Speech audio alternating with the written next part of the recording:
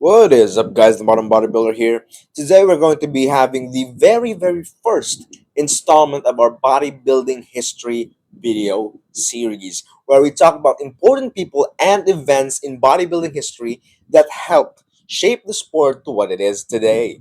For this video, we're going to discuss one of the first ever bodybuilding gurus, Vince Gironda. So, a lot of us younger bodybuilding fans don't know who Vince Gironda is. So, for those of us who don't know, Vince Gironda was one of the original bodybuilding gurus, also known as the Iron Guru. He was also known for owning the famous Vince's Gym.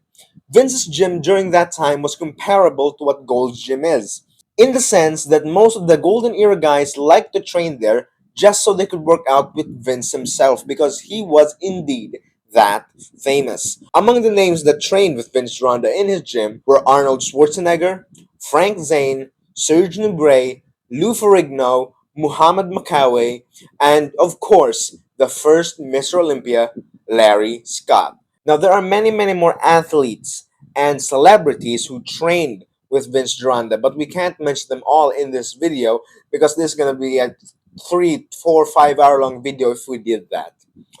So one of the most popular stories with Vince Gironda was when a young Arnold Schwarzenegger came to him and introduced himself, and then Vince basically told him he was just a fat fuck.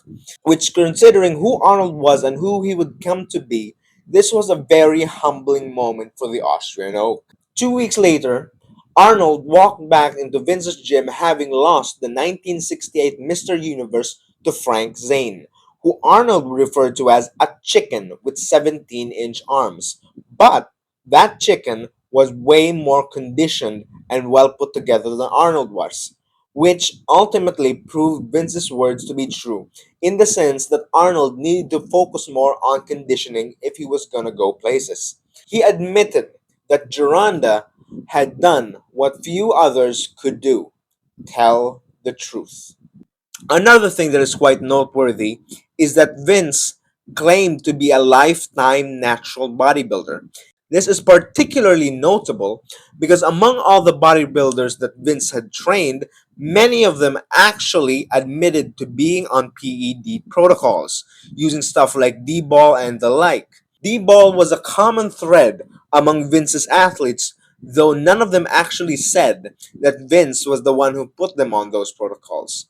Vince has been quite an advocate about natural bodybuilding and said that he doesn't believe in drug use, which is controversial because many of his athletes admitted to taking significant amounts of D-ball or testosterone or whatever the case may be. Now, Larry Scott, who we all know to be the first Mr. Olympia in 1965, was one of the athletes trained by Vince.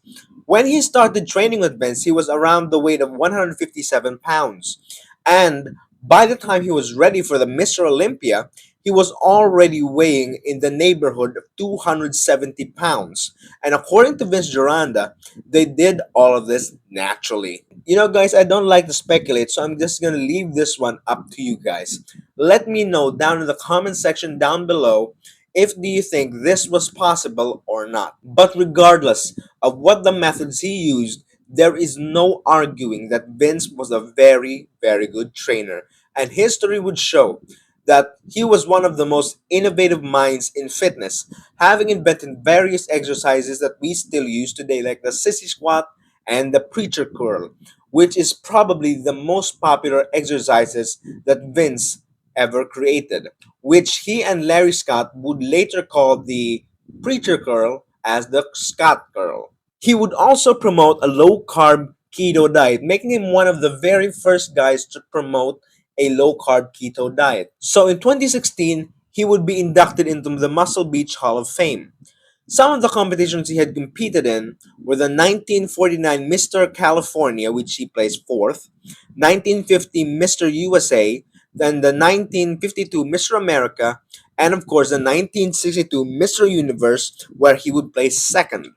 One of the problems he would actually run into was the fact that he was too shredded for the time. Yes, you heard that right. He was too shredded for his time. Remember, he competed in the 40s and 50s, where the standards of bodybuilding were incredibly different from today's standards.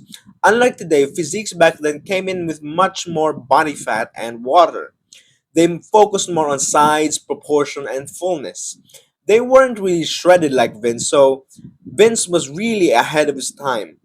Vince was also incredibly known for his sort of FU attitude, where he would really just tell it as it is without a filter. And that goes on full display in the story I just told you earlier. A lot of other stories are out there showcasing his attitude, and this video would be hours long if I went on to discuss each and every one. So if you guys have your own Vince Gironda stories or facts, I would love to read them in the comment section down below, and of course, I would really appreciate it if you left behind a like and subscribe to the channel if you enjoyed the video. This has been the Modern Bodybuilder. Thank you for watching.